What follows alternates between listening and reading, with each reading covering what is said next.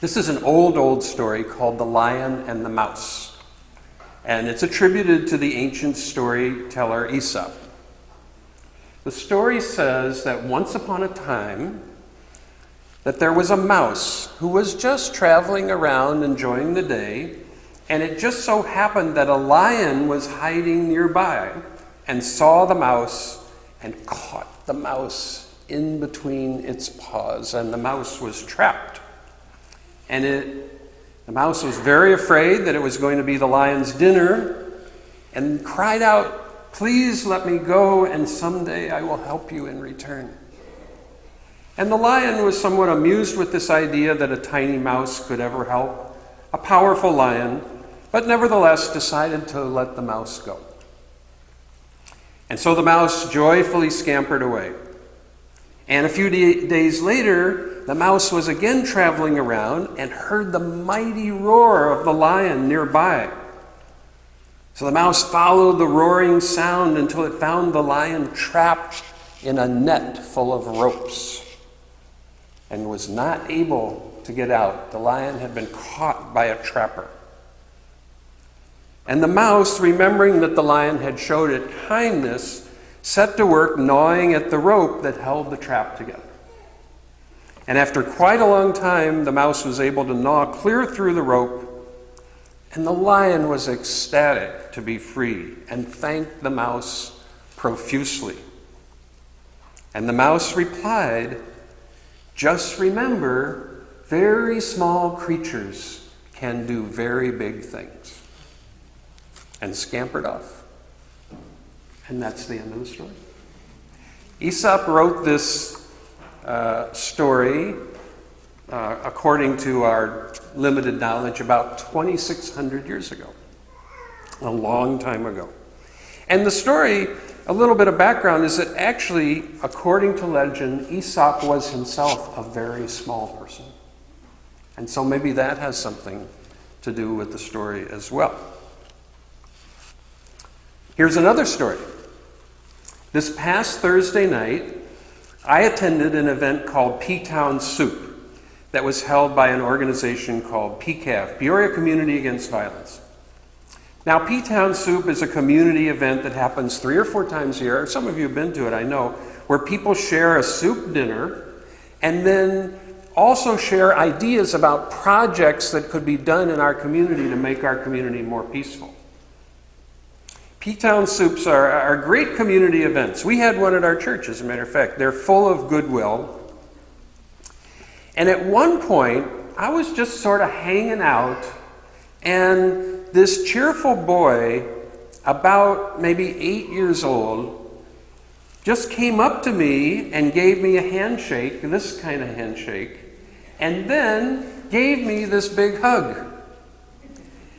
And I don't know exactly how or why he came to do that. Maybe it was a Sunday school assignment, I don't know.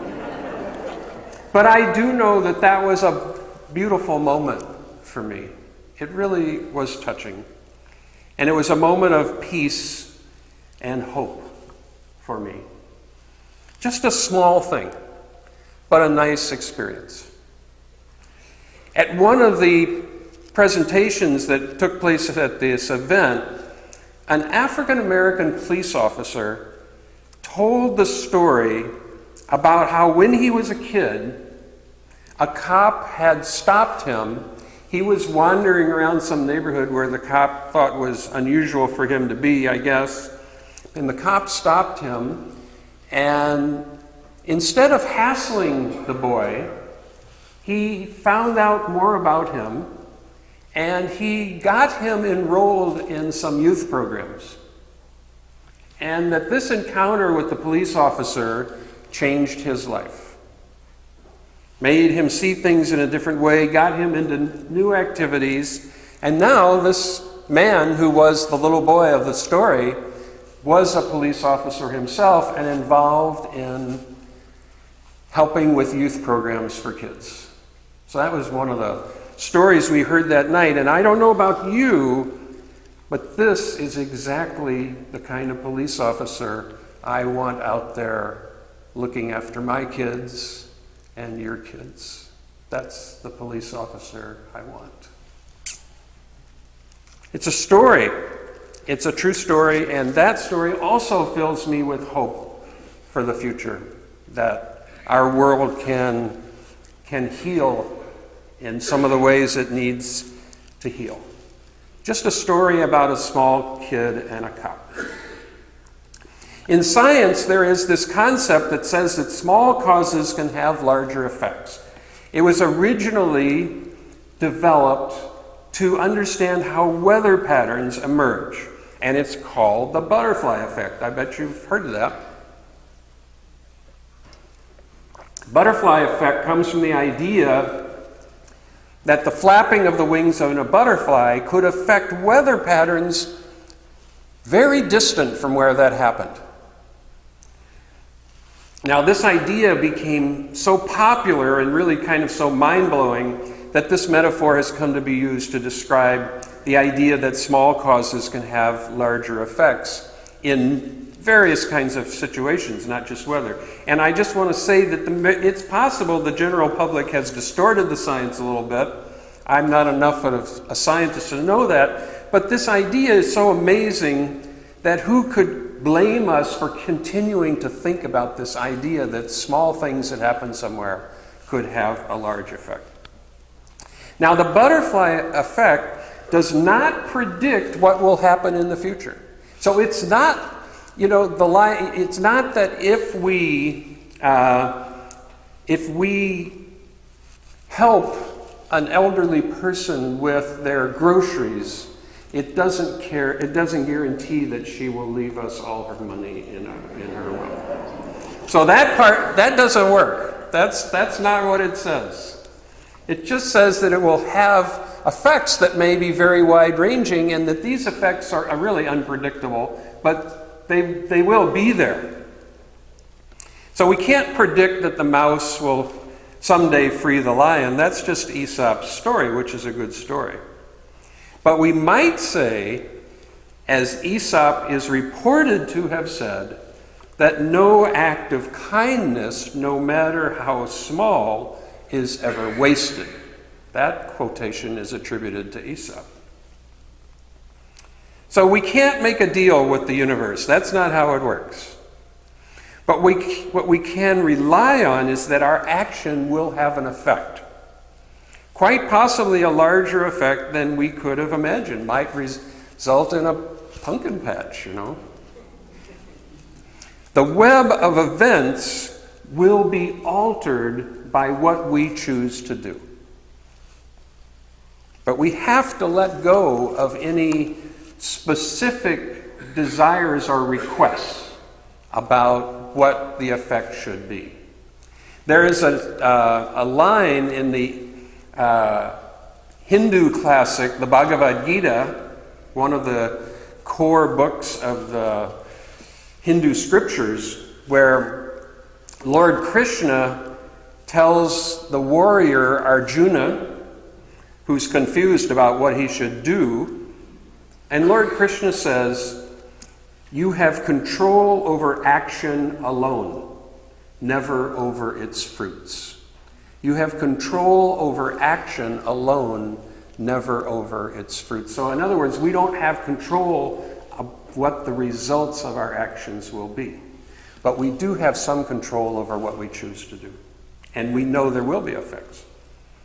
So you can only decide what you will do. You can't decide what will happen, which, as I understand it, is at least goes along with the idea of the butterfly effect. So, we need to pay attention to what we do, because the effects will travel far and wide. There is a great movie, by the way, that explores this theme. There are a number of movies that explore this theme, by the way. And Shakespeare is full of this kind of stuff, where a very small little event changes the course of history. And there's also a movie that I like called Sliding Doors. If you ever need to try to find a movie to watch, it talks about this kind of events.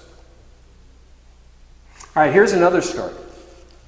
This is the story of Michael Servetus, who is the first Unitarian of modern times. He lived in the 1500s. We're in the anniversary of the Reformation, so Servetus was part of the Reformation. Michael Servetus got in trouble for taking issue with the doctrine of the Trinity. He wrote a book saying he disagreed with the doctrine of the Trinity. And he thought that everybody would just love that book and it would become a bestseller of the Reformation. He'd be on the New York Times chart. But instead, he got in a heap of trouble with other religious traditions who called him a heretic.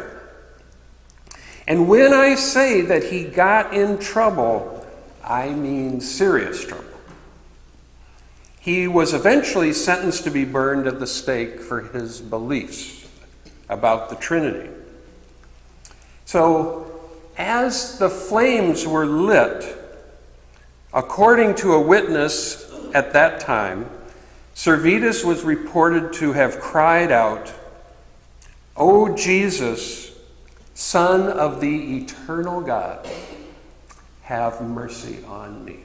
O Jesus, Son of the eternal God, have mercy on me.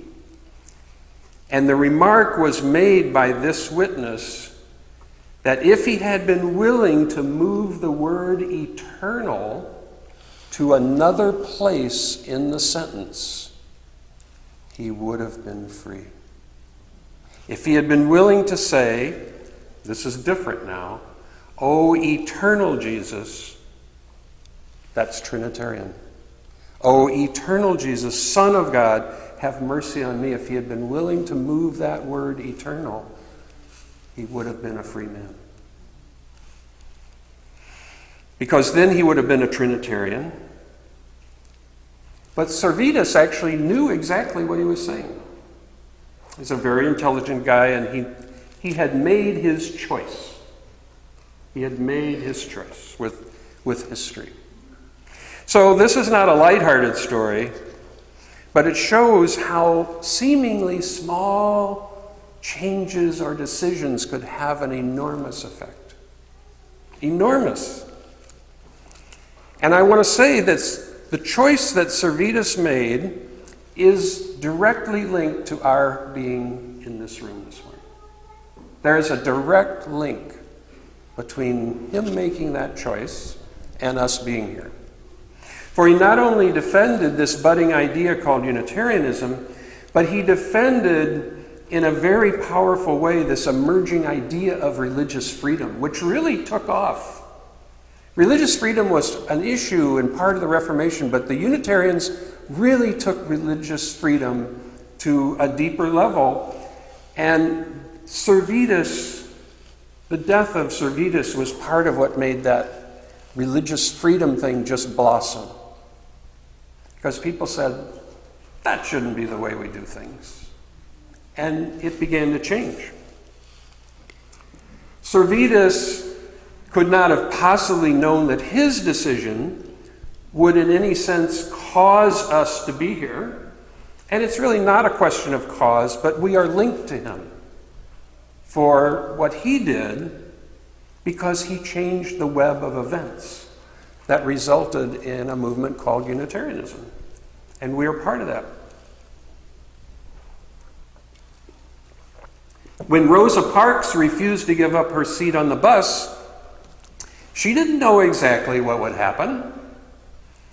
There was no way to predict exactly how the civil rights movement would go or if there would be a civil rights movement. She made a simple action. It was a thought-out, planned action. But no one could see exactly what would happen. She decided, with the support of her community, to take that step. And that turned out to be historic and to change the world.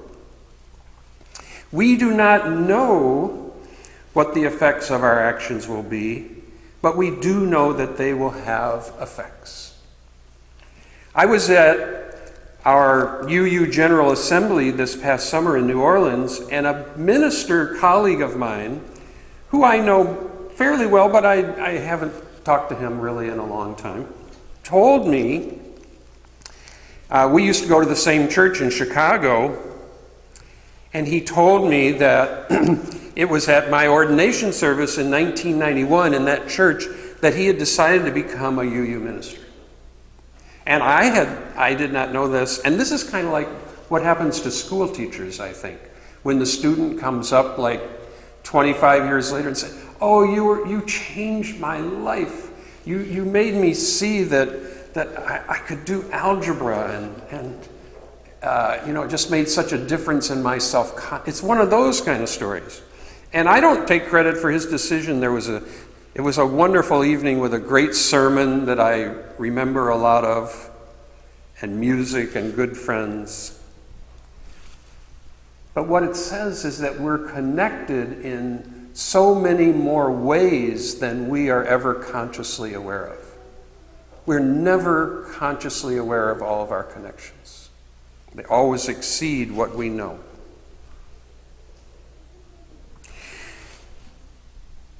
Young Milo Meyer is going to change the web of events, going to change the world, particularly for his parents. I think he has probably already changed your sleep patterns. But all the other family as well, and all the people that he goes to school with and meets along his journey. So we don't know exactly what will happen in particular. We don't know what wonderful things he will do. But what we do know is that it matters what we do. We change the world at every moment. That is just how it works. Not necessarily in huge, heroic ways, but in ways that make a difference. We can brighten a day or ease a sorrow or help a friend or even someone we've never met before. We can speak up when we need to speak up. We can march if we believe we need to march. We can show compassion and seek justice. And our actions will make a difference, one way or another, over and over again. After today, the web of life will never be the same. It's been changed in countless ways. Which way should we nudge the web of life? Let us choose carefully and as consciously as we can, because the effects of our choices will spread far beyond anything we can imagine right now. Someday, 175 years from now, people may look back and talk about what we did way back in 2017. What choices did we make that changed the future world?